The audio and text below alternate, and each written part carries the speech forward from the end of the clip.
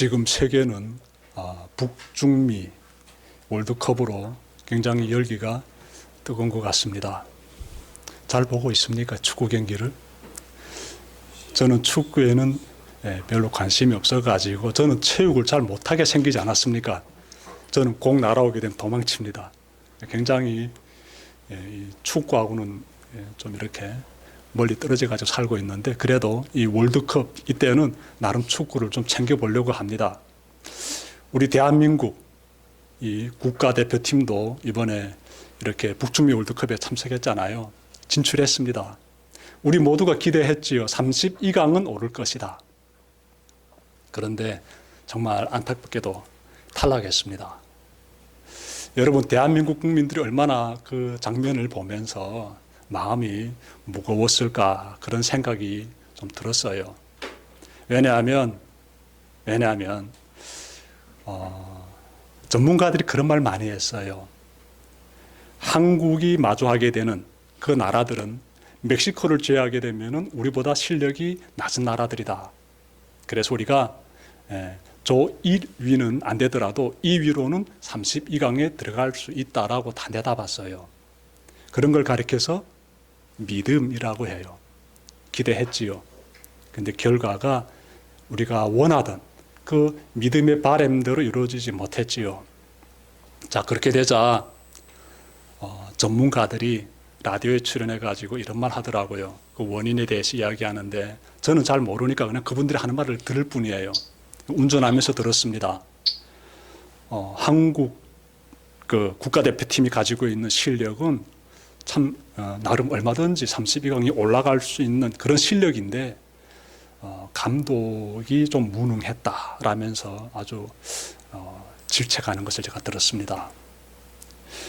여러분도 아마 그런 생각을 많이 가지지 않을까 싶습니다.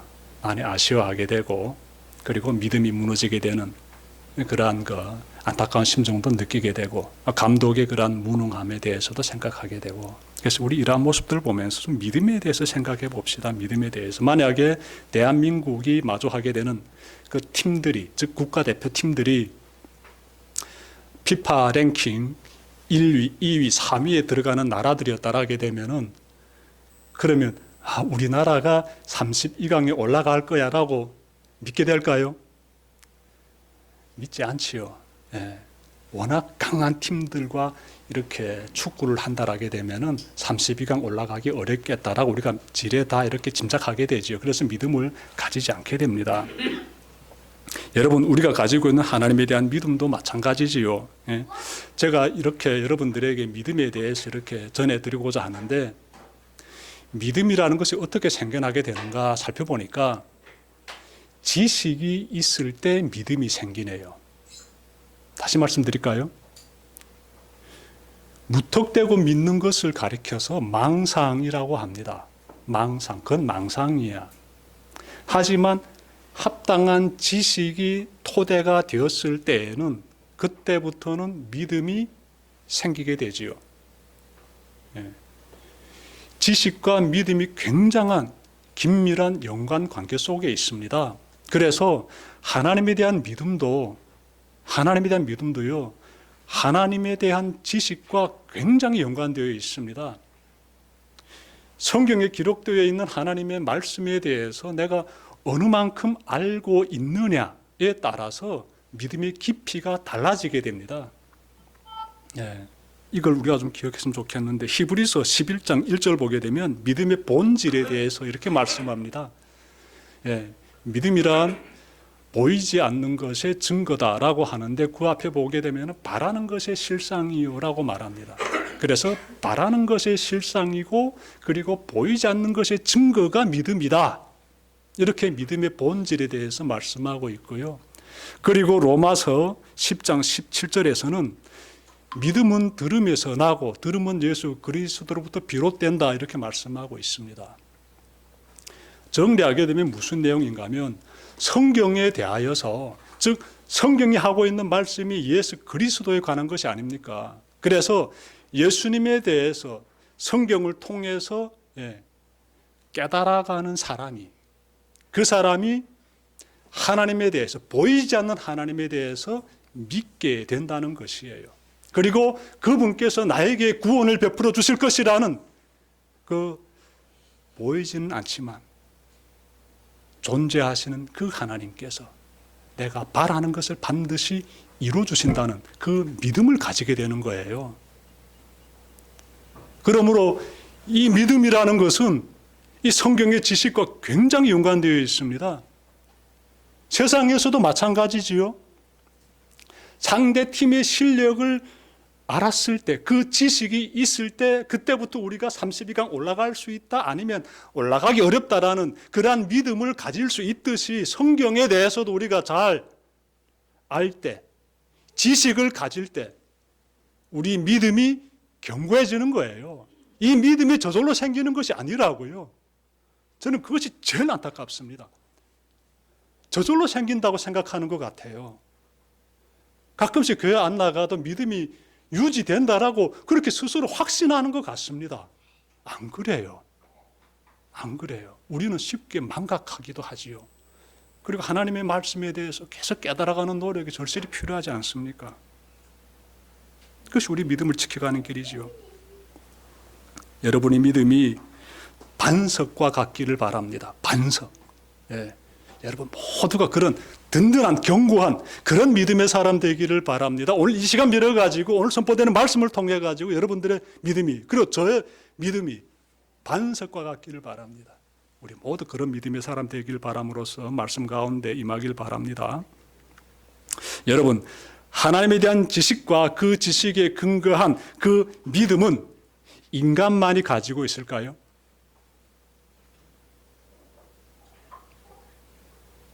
하나님을 대적하는 존재, 사탄, 그리고 사탄의 졸개들인 귀신들도 여러분 믿음을 가지고 있어요. 이들도 하나님에 대해서 알고 있으며 이들도 하나님에 대한 믿음을 가지고 있어요. 처음 들어봅니까, 여러분들? 믿음은 하나님의 형상으로 지음받은 인간들만 가지고 있지요 라고 생각하고 있었다면 이 시간 빌어가지고 아마 새로운 그러한 말씀 속에 있는 그 어떤 깨달음을 얻게 될 것입니다. 하나님에 대한 믿음은요, 이 귀신들도 가지고 있습니다. 귀신들도. 당연히 사탄도 확실하게 알고 있지요. 마태복음 4장 보게 되면 이 사탄이라는 존재가 하나님을 대적하는 영적인 존재입니다. 굉장히 강한 자예요.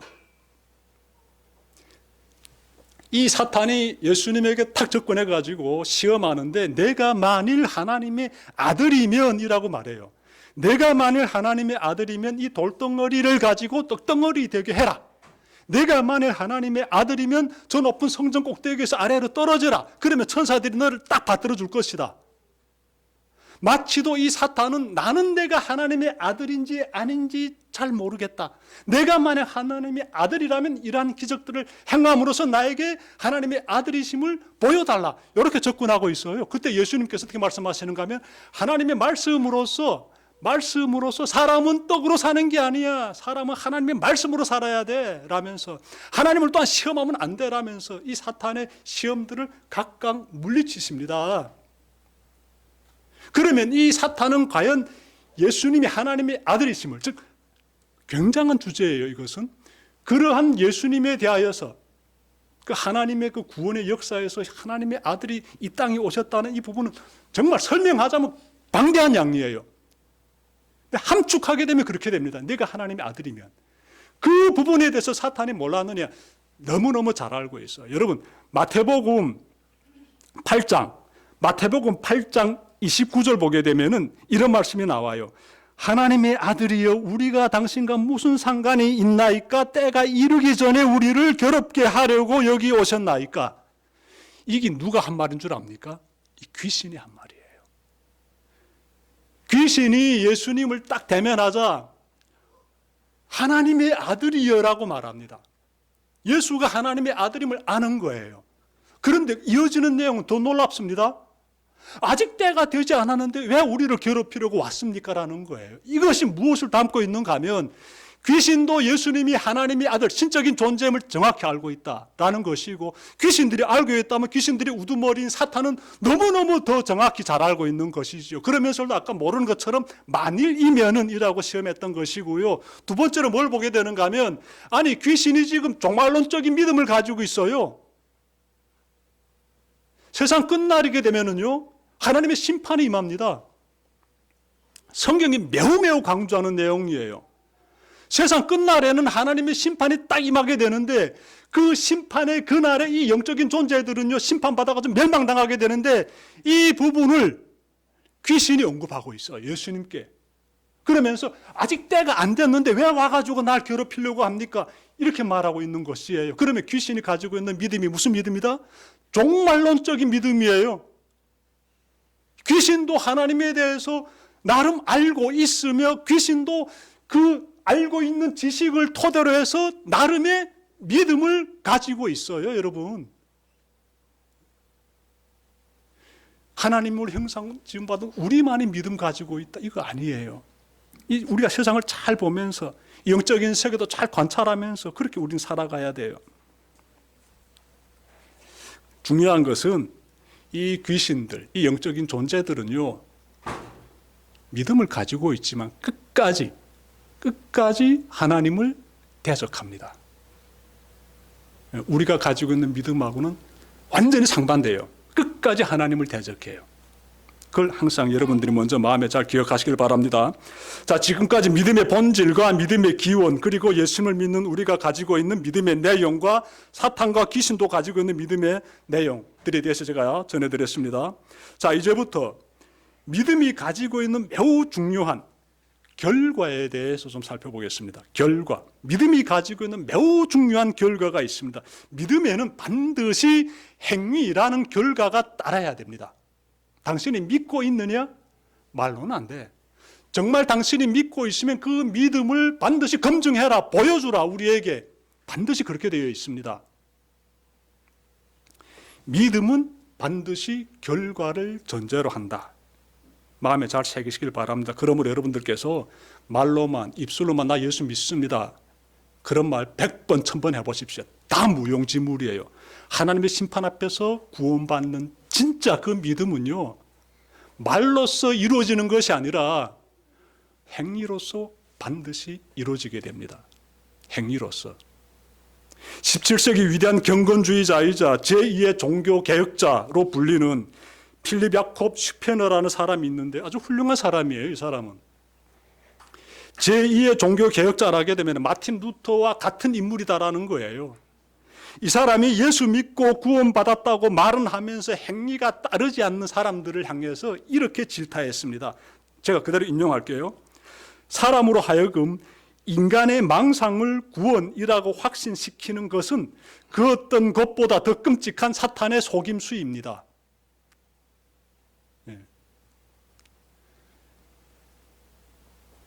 말로는 예수 믿는다고 하는데 행위가 따라 못 가는 그런 사람들이 있는데, 그 사람들을 향해서 당신들 지금 망상하고 있어, 당신들 지금 사탄의 속임에 지금 말려 들어가 있어 라고 말하는 것이에요. 혹자는 이런 말 할 수 있습니다. 믿음에서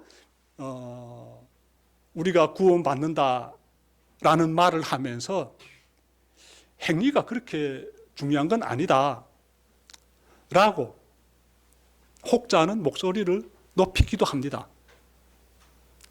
여러분, 이 사람들은요, 사도 바울이 로마서 1장 7절에서 언급한 말씀을 가지고 딱 자신들의 주장을 강조하는데요. 로마서 1장 17절에서 이런 말씀이 나와요. 오직 의인은 믿음으로 말미암아 산다. 말씀만 보게 되면은, 믿음만 있게 되면은 살 수 있구나. 그러면 행위는 좀 덜 중요한가? 이런 생각을 피뜩 가지게 만들지요. 믿음과 행위를 이렇게 분리시키는 사람들이 로마서 1장 17절을 자주 언급해요. 제가 좀 더 설명해 드리겠습니다. 잘 들어보십시오. 자, 그리고 마틴 루터, 이 사람은요, 인간의 구원은 행위가 아니라 믿음으로서 이루어진다라는 것을 강조한 아주 종교개혁자 중에 위대한 인물이에요. 그러면 우리는 질문 가져야지요. 그러면 과연 이 사도 바울이라는 사람과 종교 개혁자인 마틴 루터라는 사람도 이 사람들이 말하고자 했던 것은 행함이 따라오지 못하는 그 믿음이 우리를 구원시킨다는 것인가? 질문 가져야 돼요. 우리가 구원받는데 행위는 그렇게 중요한 것이 아니다. 입술로서 고백하는 그 믿음이 정말 중요한 것이다. 라고 이 바울이라든지 마틴 루터가 그렇게 강조했을까? 이 질문 우리가 꼭 가져야 돼요. 그렇지 않습니다, 여러분들. 그렇지 않아요. 바울은 이어진 로마서 6장 12절부터 13절에서 이렇게 말했습니다. 너희는 죄가 너희 죽을 몸을 지배하지 못하게 하여 몸의 사욕에 순종하지 말고 또한 너희 지체를 불의의 무기로 죄에게 내주지 말고 오직 너의 자신을 죽은 자 가운데서 죽은 자 가운데서 다시 살아난 자 같이 하나님께 드리며 너의 지체를 잘 들으세요. 의의 무기로 하나님께 드리라. 삶을 말하고 있어요. 정확히 삶을 말하고 있어요. 너의 삶을 어떻게 살아야 된다? 의로운 삶으로, 선한 삶으로 그렇게 살아야 한다. 누가? 바울이. 어디서? 로마서에서. 이렇게 강조하고 있는 거예요. 그래야 그것이 구원받는 사람의 모습이다. 그것이 진짜 믿음이다라는 것이에요. 마틴 루터는 어떻게 말했을까요? 이 마틴 루터는 로마서 서문에서 이렇게 말했습니다. 믿음은 우리의 마음과 뜻과 의지를 완전히 변혁시키며 성령님을 수반한다. 이것이 살아있고 활동하고 실천하는 믿음이며 끊임없이 선행하지 않는 것을 불가능하게 만든다. 참된 신앙은 선행을 할 것이냐 말 것이냐를 묻는 것이 아니라 묻기 전에 이미 그것을 행하였고 행하고 있는 것이다. 이렇게 마틴 루터가 말했습니다. 이 종교개혁자도 그럼 행위를 축소시키고 있습니까? 어마어마하게 강조하고 있어요. 내가 구원받는 믿음을 가지고 있기 때문에 내가 선하게 살았으며 지금도 선하게 살고 있으며 앞으로도 선하게 살아야 된다는 것이에요. 이 입술로서 믿음을 고백하는 거 이거 완전히 이거는 성경에도 기록되어 있는 내용이 아니고요. 종교 개혁자들도 주장했던 내용들이 아니라고요. 그건 당연한 거야. 하나님 믿는 사람답게 의롭게 선하게 사는 것은 당연한 거야. 그건 기본이다라는 것이에요. 기본이다. 그런데 제가 이 한국 사회에서 가만히 보게 되면은 어떤 사람들은 그런 말해요. 행위는 정말 불신자와 별반 다를 바 없는데 말로는 난 예수 믿는데요. 그래서 나는 구원받는데요. 나 천국 간대요. 그런 걸 보고 망상이라고 해요. 망상. 바른 지식이 안 받침되지 못한 주장들은 망상이에요. 성경의 지식, 여러분 이 시간 제가 정말 피 터지게 부르짖고 싶습니다. 잘 기억하십시오. 그건 믿음 아닙니다. 진짜 믿음은 무엇인지 믿음대로 내가 가지고 있는 하나님에 대한 지식으로서 토대가 되어가지고 내가 붙잡고 지키고 있는 그 믿음이 삶으로서 그대로 이어져야 됩니다. 이건 당연한 것이에요.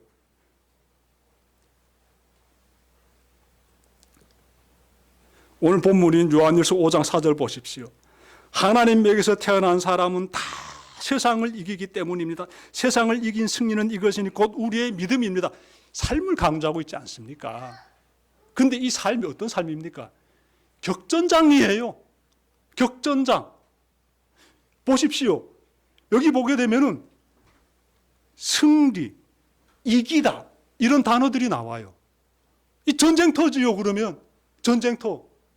전쟁터에서 최선을 다해서 어떻게나 이겨야 되지 않습니까? 그러니 삶이지요. 믿는 자답게 살아야 된다. 그것이 무엇이다? 이어지는 내용 보니까 우리의 믿음이다라고요. 우리의 믿음이다. 우리의 믿음이다. 저는 오늘 설교가 마지막 설교라는 마음으로 이 말씀을 지금 전하고 있어요. 내 인생에서 오늘이 마지막 설교 될 수 있다라는 마음으로 제가 설교를 전하고 있습니다. 여러분들. 제발 이 말씀 가운데서 은혜 받으시길 바랍니다. 요한일서 5장 2절 보게 되면 이렇게 말씀하고 있어요. 우리가 하나님을 사랑하고 또 그 계명을 지키면 이로써 우리가 하나님의 자녀를 사랑한다는 것을 압니다. 역시 삶을 강조하고 있어요. 역시 삶을.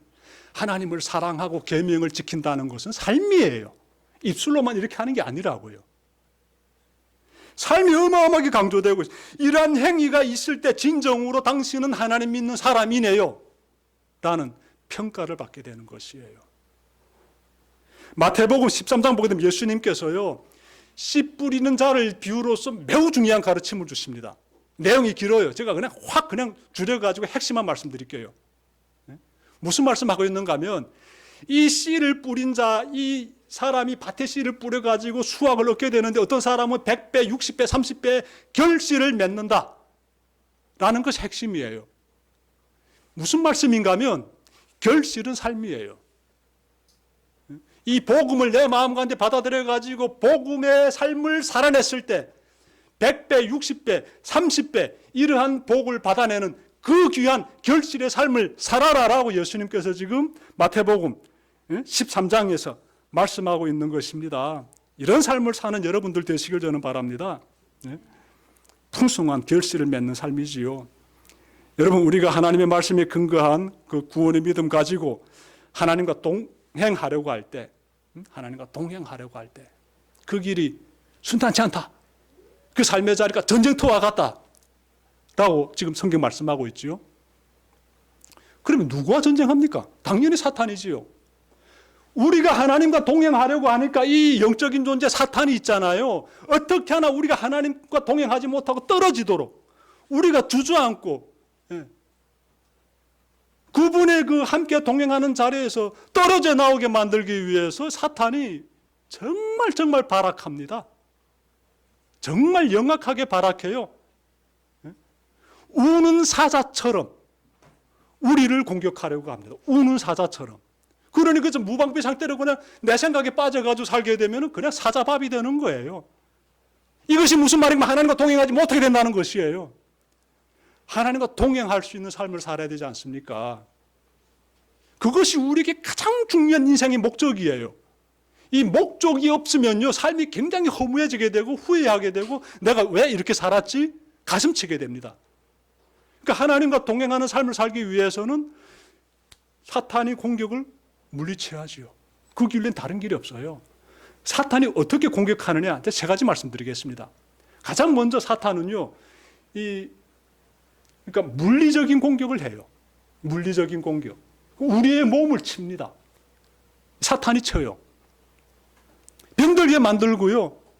가족에서 굉장히 큰 이런 슬픔을 겪게도 만들고요. 이 육신의 고통이 만만치 않지요. 육신의 고통이. 그 뒤에 보게 되면 사탄의 공격이 있다. 저는 이 역사를 보게 되면 기독교 교회사를 보게 되면요, 이 믿음의 사람들이요, 이 믿음 하나 지키겠다고 생명을 그냥 희생시키더라고요. 순교한다라고 하지요. 성경 보게 되면 나오지요. 스데반 집사도 어떻게 죽었습니까? 예수 믿는 것 때문에 돌에 맞아가지고 투석형 당하지 않았습니까? 초대교회 성도들이 저기 보면 책이 초대교회 그 순교자들이 쓴 책도 저기 착고져 있는데 가슴 떨려요. 가슴 떨려요. 어떻게 순교당했는지. 여러분, 우리 대한민국도 마찬가지입니다. 한국의 교회사를 보게 되면은요, 이 가톨릭 성도들이 어마어마하게 참수당했어요. 예수 믿는 것 때문에 가톨릭 성도들이. 6.25 전쟁 빵 터졌을 때 북한에 있는 기독교인들 얼마나 많이 죽임당하고, 아니 8.15 해방돼서부터 북한에 있는 기독교인들은 박해를 받았습니다. 죽임도 당하고요. 그리고 6.25 전쟁 터지면서 더 본격화됐지요. 지금도 북한에서는 기독교인들을 어떻게 합니까? 보이지 않게 그냥 처리하지요. 제가 표현 좀 거칩니까?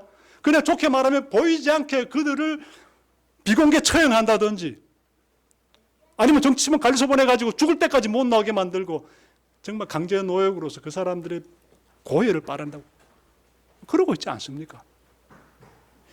예수 믿는 것 때문에 이 육신의 고통을 당하고 있는 순교자들의 피 꼭 기억하길 바랍니다. 예수 믿는 사람의 길에 이런 시련들이 있다는 것이에요. 우리가 지금 이 자리에서 예수를 믿게 된 것은 그분들의 흘린 피 덕분이죠. 그러므로 그분들이 흘린 피는 헛되지 않아요. 순교자들의 피는 헛되지 않아요. 그분들이 있었기 때문에 우리가 지금 있는 것이지요. 그러므로서 아무리 이 사탄이 우리에게 물리적 공격을 가할지라도 우리 패하지 않습니다. 우리 승리하면서 걸어갑니다. 사탄이 하는 두 번째 공격은요, 지적인 공격이에요. 지적인 공격. 이 이성을 가진 존재지 않습니까? 우리는 생각하고 사고하는 존재라고요. 우리는 지식을 탐구하는 사람들이고, 그래서 이성을 가지고 있지요. 이걸 가지고 사탄이 공격합니다. 무엇일까요? 대표적인 것이 무신론 사상이지요. 무신론 사상이라는 게 뭡니까? 신은 없다는 거예요. 예. 모든 생명체는 진화되었다. 우리도 진화되었다라고 말하는 것이에요. 그것이 무신론 사상의 핵심이 들어가게 되겠습니다. 신은 없다. 그 셜리 케이건이라는 사람이요. 요즘에 그 사람이 예일 대학에서 철학을 가르쳐주는 교수입니다. 죽음이란 무엇인가라는 책도 썼어요. 현대인들 중에 많은 사람들이 이 사람의 사상에 매료되어 가지고, 예, 진짜 그럴까? 아, 그럴 것이야. 이렇게 생각하면서 따르고 있습니다. 무슨 말 하는가 하면요, 들어보십시오. 신은 없다. 신이라는 건 없다. 사람이 죽으면 끝이다. 죽음 위에 천국 있고 지옥 있고 그런 거 없다. 영혼이라는 것도 없다. 이런 말을 합니다.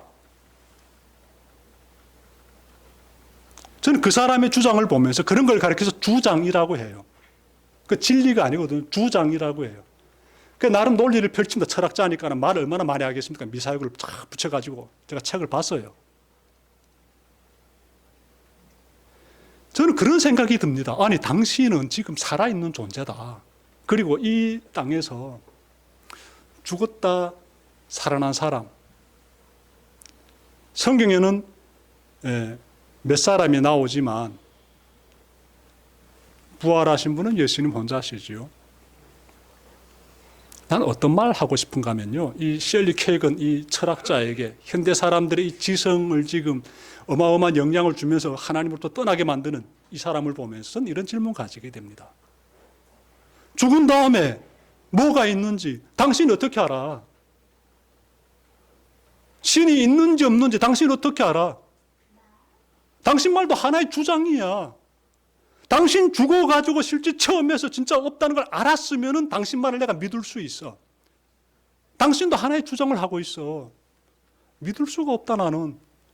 근데 그걸 지금 그럴듯하게 지금 받아들이면서 사는 사람들 꽤 되고, 심지어 믿음까지도 버리고 그쪽으로 가버리는 사람들 왜 없겠습니까?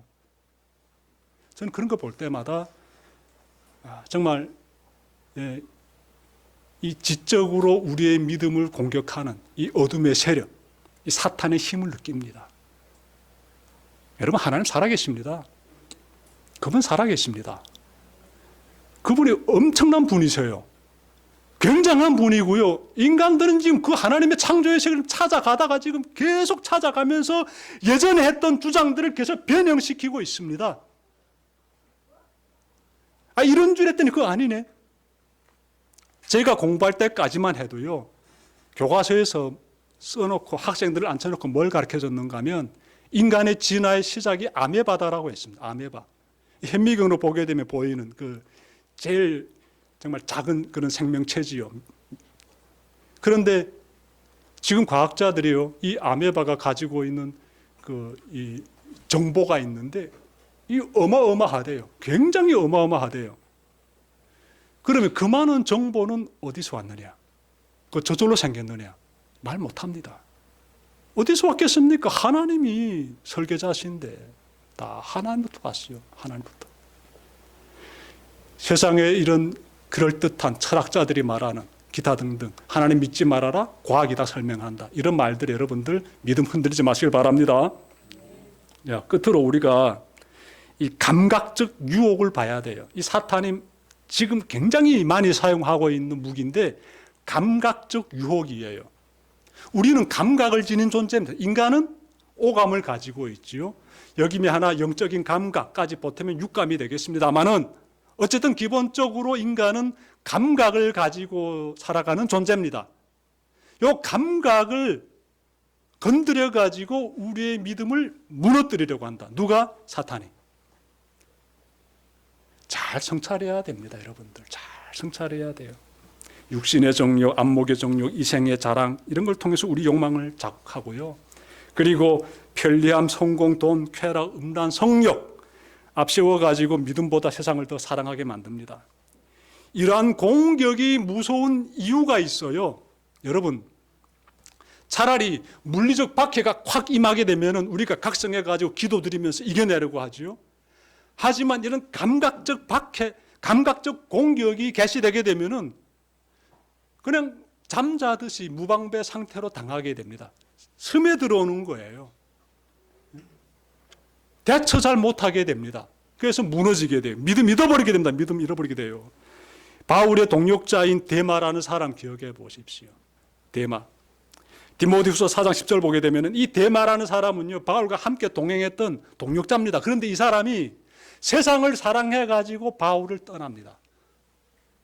세상을 사랑하지 말아야 된다는 것이지요. 세상이 우리에게 감각적인 유혹을 굉장히 많이 줍니다. 여러분들, 데만 이 한 사람만 그럴까요? 육신의 쾌락을 쫓아 믿음을 버린 사람들 주변에서 찾는 것은 솔직히 1도 아닙니다. 여러분 주변에서. 어제는 예수 믿은 것 같은데 육신의 쾌락을 쫓아가지고 믿음을 저버린 불신자로 사는 사람 찾는 거 1도 아닙니다. 금방 찾아냅니다. 그긴 참 안타깝습니다. 정말 안타깝습니다. 얼마나 귀한 믿음인데 그 믿음을 그깟 육신의 쾌락 때문에 버려? 정말 안타깝습니다. 요즘에 그런 생각을 많이 합니다. 누군가 저에게 돈 1억 주겠으니 손 목사 오늘 한 주만은 교회 가지 말아봐. 진짜 내 1억 줄게. 아니 생각하게 되더란데요. 제가 앉아가지고 1억이 얼마나 큰 돈인데. 나 예배 드릴 거야. 그런데 100억 줄게. 고민하게 되더라고요. 물질의 유혹이 얼마나 강한지 우리가 좀 기억했으면 좋겠습니다. 물질의 유혹이. 여러분들 100억 주겠다, 1억 주겠다라 하게 되면 주일에 교회 나오겠습니까? 아마 10만 원, 아니 100만 원 흔들릴 거예요. 물질의 유혹의 힘이 만만치 않다는 사실 꼭 기억했으면 좋겠습니다. 우리가 얼마나 연약한 존재인지 항상 잊지 마시길 바랍니다. 그런데 물질의 유혹보다 더 강한 유혹이 있습니다. 뭔 줄 압니까? 성적인 유혹이에요. 성욕이라고. 저는 솔직히 목사 되어가지고 이 세계에 대해서 이렇게 조금 살펴보면서 일어나고 있는 일들, 좀 여러분들 모르는 일들도 제가 들어요. 네? 물질의 힘이 무너지는데 성적인 힘에 무너져가지고 불륜 저지르고 이슈가 되는 사람들이 있더라고요. 네? 예수 믿는다며, 거룩한 삶, 선한 삶을 산다며, 그런데 무너져 버리지 않습니까? 이 세상을 사랑하게 되면 그런 죄에 그냥 방치되어 있는 거예요. 그냥 믿음 다 버리고 그냥 그런 걸 쫓아다니면서 살게 돼요. 그런 삶을 살면 안 되겠죠, 여러분들. 사탄이 이토록 우리의 육신을 치고 우리의 생각을 흔들고 우리의 욕망을 자극하는데 그 이유는 분명하지요. 하나님과 동행하지 못하게 하기 위해서예요. 우리 믿음을 무너뜨리기 위해서예요. 그래서 이런 믿음 앞에서, 이런 사탄의 공격 앞에서 우리가 믿음을 지키기 위해서는요, 두 가지를 꼭 기억하십시오. 두 가지. 첫째, 내가 지금 마귀의 공격을 받고 있구나. 마귀가 나를 타겟으로 삼고 공격을 시작했구나. 이걸 꼭 감지하시길 바라요. 지적하게 되면은요, 당신 믿음 상태 보니까 사탄의 공격 받고 있어. 딱 지적하게 되면은 발끈거리면서 무슨 그런 말 하는가고. 그런 사람들도 있습니다. 그런데요, 저는 알거든요. 당신 사탄의 공격받고 있다고. 시련 가운데서도 그 어떤 고통 가운데서 주님께 나가겠다고 막 몸부림치는 모습이 안 보이고 피하고 내 원하는 대로 가려고 하고 그러면은 그 뒤에 누가 있습니까? 하나님과 동행을 끊어놓으려 하는 그 영적인 존재가 있는 것이에요. 그래서 알게 되는 것입니다, 여러분들.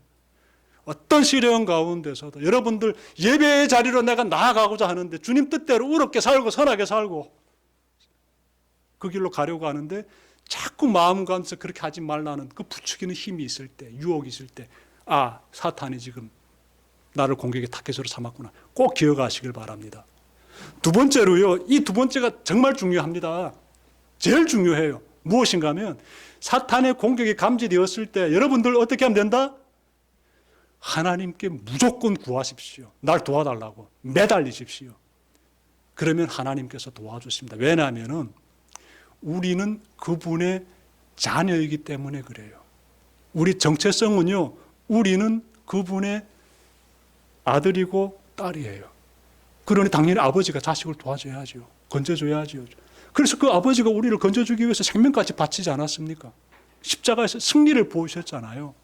그러니 그분께 매달리는 길이 우리가 승리하는 길이에요. 그분께 매달리는 길이.